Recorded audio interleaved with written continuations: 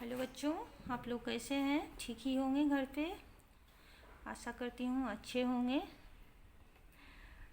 मैं आपकी हिंदी की टीचर वंदना कुमारी बोल रही हूँ। बहुत दिनों से आप लोगों की पढ़ाई छुटी हुई है। चलिए कुछ हम लोग कुछ पढ़ लेते हैं। चलिए आज हम लोग व्याकरण पढ़ेंगे, ठीक है? तो सबसे पहले व्याकरण में समझेंगे व्याकरण क्या है। यहीं से शुरू करते हैं व्याकरण पढ़ना। तो व्याकरण वह माध्यम है जिसके द्वारा हम शुद्ध बोलना, लिखना और पढ़ना सीखते हैं। अगर मुझे व्याकरण की ज्ञान नहीं होगी तो ना हम शुद्ध बोल पाएंगे, ना लिख पाएंगे और ना ही पढ़ पाएंगे।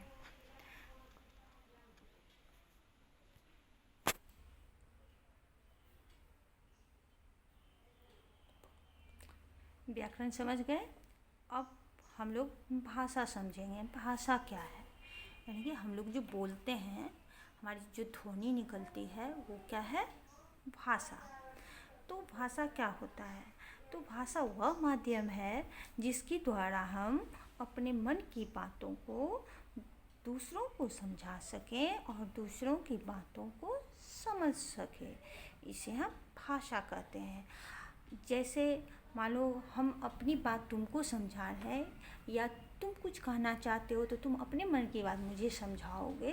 तो ये सब किसके द्वारा होता है? भाषा के द्वारा। अगर भाषा नहीं रहेगा तो हम लोग एक दूसरे की मन की बातों को नहीं समझ पाएंगे। इसलिए भाषा का ज्ञान होना हमारे लिए बहुत ही ज़रूरी है, ठीक है? अब चलो इससे आगे पढ़ते हैं भाषा के प्रकार। भाषा के दो प्रकार होते हैं। कौन कौन से? मौखिक भाषा और लिखित भाषा। मौखिक भाषा क्या है? तो मौखिक भाषा उसे कहते हैं जिसको बोलकर समझाया जाता है।